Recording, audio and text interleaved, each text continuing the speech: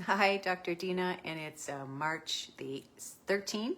March 13th, lucky 13, 2026. It is lucky. You know, the number 13 it represents the divine feminine. It's also 13 moons in a year. So this is what we're going to talk about is illusions of the mind and switches. It'll be the topic. So this will be like a debriefing. I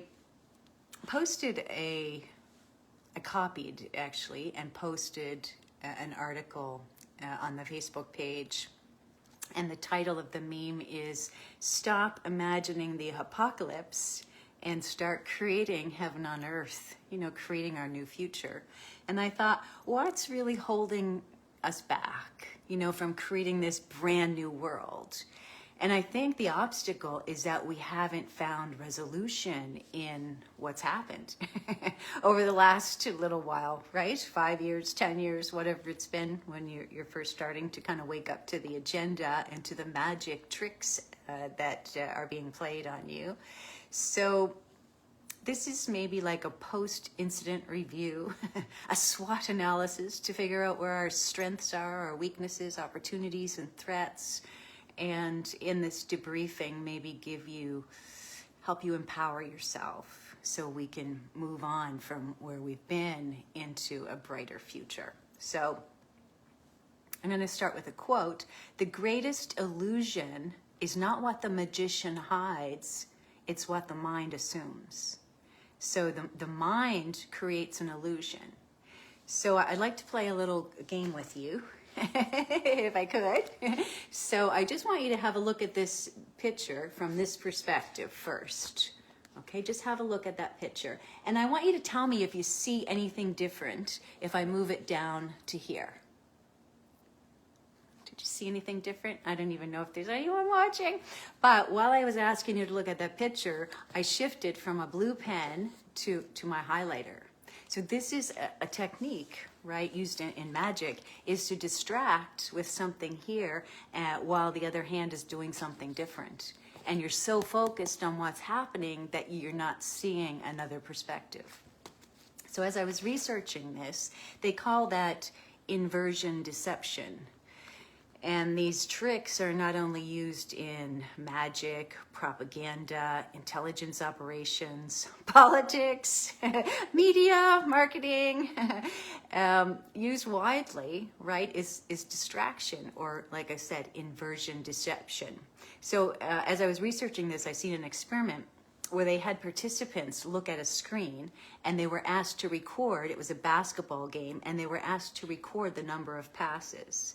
And halfway through the experiment, they had a gorilla walk across the screen, and only half the people had seen the gorilla because the other half were so focused on the task of counting passes that they actually missed that in their perception. So this is really important in navigating our world, especially, right, with those who understand these principles of the mind and can play with you, can trick you into doing things. So these three exploits or three limits of the human brain are limited attention. You can only focus on one thing at a time. Pattern expectation. I asked you to look at the book. I wasn't asking you to look at my pen, right? And narrative assumption. Again, I was suggested you look at the picture, this picture. So I'm suggesting in my narrative. So this is what we've seen, right, through the whole COVID crisis, was safe and effective. That was exactly 180 degrees false. And when something is absolutely false, like 13 being lucky or unlucky, it confuses the mind and it's harder for you to decipher. You don't have like a comparison because it's exactly opposite. Psychological contrast. So I thought I would give you a few tips that I've researched and I'm practicing for myself in navigating kind of our terrestrial terrain. So when you're presented with something, if you can ask yourself the core questions. So what's the claim? Where's the evidence? Who benefits if it's believed? What's missing? And is there another explanation? So let's give an example. What's the claim? Viral pandemic. What's the evidence? None. Who benefits if this is believed? Well, pharmaceutical companies for sure. 200 billion. Bill Gates, who's a computer operator, identifying with being a doctor, made a lot of money on that pandemic. What's missing? Where's the side effects? So it's safe and effective is one side of the story, but any event has two sides or more than two sides. If you're only seeing one side, it means you're blind, right, to the other side, to the other hand. So asking yourself what's missing and is there another explanation? So always going through those core questions to kind of ask your mind to look at the other side. What they call interrogating the claim. 22 people were killed by one man. Is that possible, right? In a 24-hour period over a 50-mile radius, interrogate the claim. It's important so you don't get bamboozled by the media. So that's number one, ask core questions. Number two, separate the facts from interpretation. So the hospitals were full during COVID. Well, that was absolutely false. If you believe the media, you would probably believe that. But I have a friend, Dr. Aries Lavernos, who actually did a law degree. He was the chief of staff at an emergency department, and it was so slow that he did his law degree during that time. So again, that was facts from interpretation. We're assuming that when we see all these body bags on TV, it's an actual event. In fact, it could be like a movie set, right? They've just set it up to give that impression to you. So facts versus interpretation. Primary sources. So looking at official reports, the research paper, looking at the Stats Canada reports that showed in our pandemic year, 2020, there were no greater deaths than any other year. But once they started to introduce the shots, that's when we've seen the number of stillbirths go up, the deaths go up. And here locally in Nova Scotia, Shelley Hibson was an amazing lady who put in, I think, over 80 different Freedom of Information requests to actually get that data from the Nova Scotia government that showed, right, there was no pandemic. So going the extra mile and having to prove it to yourself using primary sources and primary source data can help you be more empowered in your decisions. And number four, cognitive bias. So favoring information that supports your belief. If you believe in viruses, then the idea of a global pandemic would be believable to you. If you have researched it and you know that there's never been a virus identified on a microscope, then, the story, the magic trick, loses its power if you have more information, right? Authority bias, because the chief medical officer and the minister of health said it was so, it had to be so. So authority bias, understand where that is for you and ask yourself why you're giving up your power to a consciousness that's often less than your own. So, and availability, it's common. Because it's common, it's believable. Well, everyone's wearing masks. Or as Neptune said, when I refused to have a smart meter on my house, I don't understand why you're refusing. Everyone has it, right? It's like, okay, because it's so familiar, we should do it. So that's what they call an availability bias. Oh, I just had a note to remind myself, my Facebook's been hacked again. I know it happens every week from somebody in Digby, Nova Scotia. So if you're getting any friend requests for me, it's probably not me. I'm full here on my Facebook personal page, and that's why I do so many live videos, so you can know it's me. Apparently there's a few other people have borrowed my picture in my name and set up different accounts. So just know that this is only me. I do have an account for my book called 8 Steps to Awakening. And I do have another account called Divinity and Divorce, but this is the only page where I'm Dina Churchill. I also have a Dr. Dina Churchill, Innovator of Health and Wellness, but this is the page I use most. So again, I change my passwords and things, but they keep hacking into my account. So where were we? Confirmation bias, and then 5 is comparing multiple perspectives. This is really important. If Dr. Strang or an Indian Act chief tells you to do something, or a police officer, Indian Act Chief, Robert Strang, Chief Medical Officer, police officer, they're all employed by the government, by the corporation, Canadian corporation. So what they tell you is going to have to align with the values and the rules and regulations of that corporation. Whereas a heredity chief, somebody like Dr. Paul Thomas, who lost his pediatric license because he was talking about the dangers of shots, will have kind of a different perspective. They'll have their own moral compass because they're not governed by an institution. So what's right and what's wrong it depends on what side of the fence you sit on, right? But knowing the different perspectives helps you understand the advice that you might be given, okay? Correlation versus causation, because, two things happen at the same time doesn't necessarily mean one affects the other. A good example of that is the infectious diseases were on a natural decline in the 1900s. They were burning themselves out of the population, and also with greater sanitation and some other things, the infectious diseases were, sanitation was the biggest one actually, and then they stopped using DDT.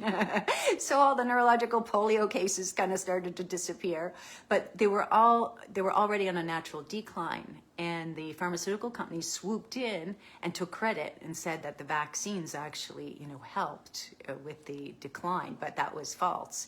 So they were just correlating that to a natural decline. It wasn't really true. So that was kind of a trick, a magic trick that they've kept us believing for 100 years. And then slow emotional reactions, number 7. Because when you operate, when you're emotional and you're reactive, you're using your primitive brain. And that's more self-centered. It's a lower consciousness. Where if you can pause anytime you feel emotional, sometimes, I'm quick with my tongue, so I'll write the email and I'll, get out my frustrations, but I won't send it until kind of the next day when I have time to kind of review it and think about the different perspectives, ask myself, right, the SWOT analysis, and also go through this debriefing, right, asking myself the core questions, how it will benefit, what the different perspectives are, what the opportunities are. Because if you're reactive, it's not really the wisest response. So taking a break, being proactive instead of being reactive. Strong emotions pulls you out of your evolved brain that's more service oriented, it's more global and humanitarian in its approach. Number 8, what would be the strongest possible version of the story? So, write down what the media is telling you, what other possibilities there would be, and create like a structured framework. That would be number 9, like a debit and credit sheet. This is the claim, this is the reasoning. What's the pros and cons for this? What's the pros and cons for that? And then number 10 is kind of, piggybacking that, writing down your reasoning. And this is why I write. I write for my own therapy because when you put it on paper, you're having to see where the logical gaps are in your own thinking, right? When you're writing or you're having to teach something to someone else, you've had to think about it at a different level, where you might, have unsupported assumptions, you might have missing evidence, it might be showing your own bias. And the book that I mentioned yesterday, 22 Murders by Paul Palangio, was amazing for that. He just had such a matter-of-fact, factual presentation instead of introducing his own bias. It was brilliantly done. I'm having to learn that technique. So good critical analysis of the situation is not about proving something right or wrong. Okay, it's about understanding how well a claim is supported by the evidence, and more importantly, how it aligns with your values. So, because if we're claiming right and wrong, we're on two sides of the fence. We're creating duality. We're creating more tension in the system. But if you can see why the chief medical officer recommended bioweapon injections because he's getting paid. And if he doesn't, sing the tune of the corporation, the pharmaceutical corporation, he probably loses his position.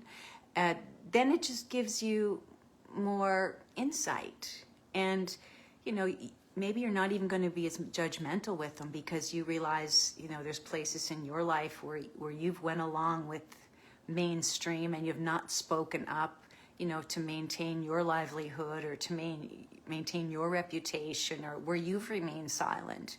So when you can see the motive and you can understand someone's values, it not only reduces judgment, it allows you to communicate with them better.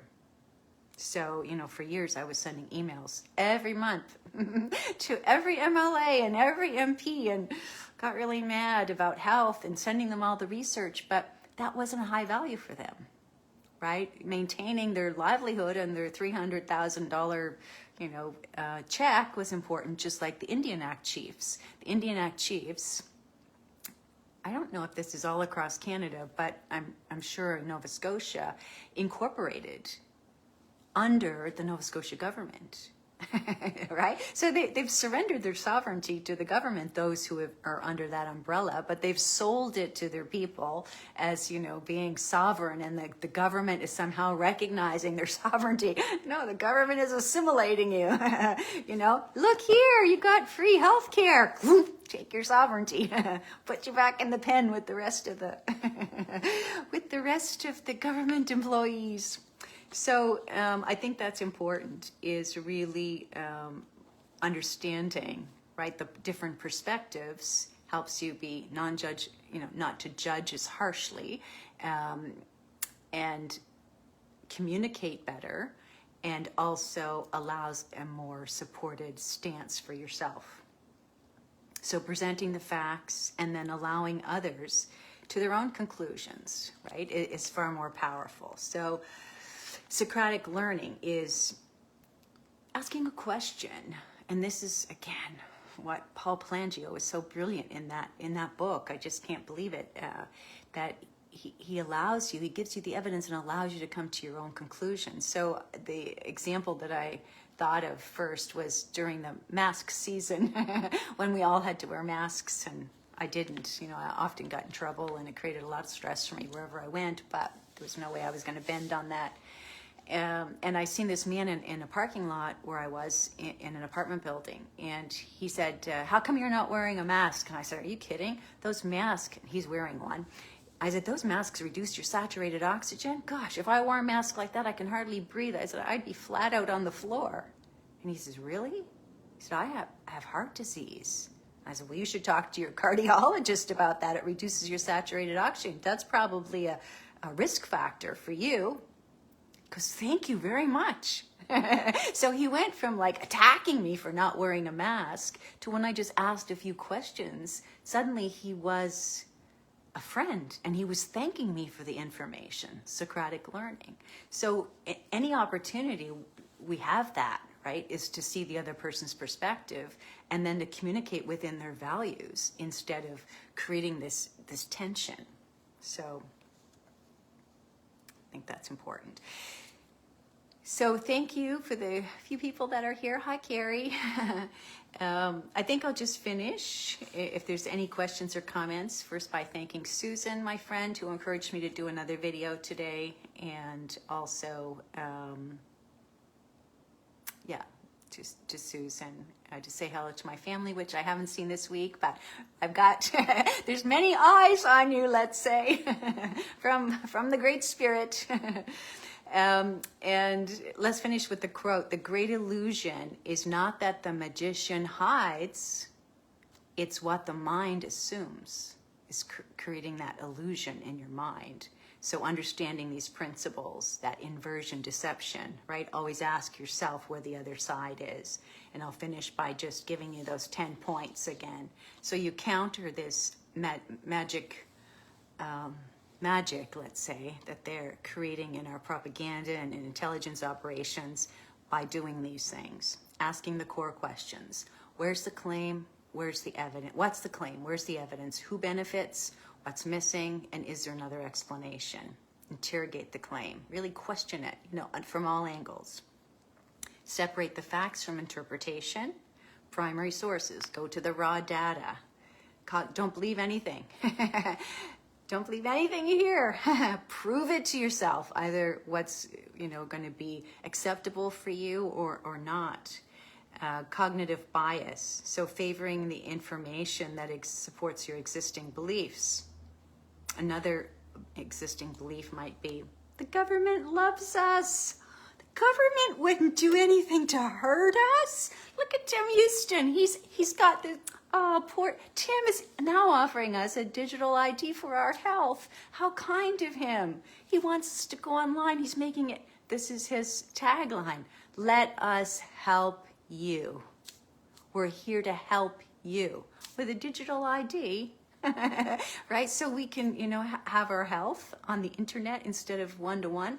Now, I'm not delusioned. I'm looking and asking myself, where's the other side? Where's the missing information? Yes, I can see that by putting all your information in a digital form, everyone has access to it. So maybe quicker access, but at the same time, you're losing that personal connection. You're losing your autonomy, right? You're giving it up to AI. So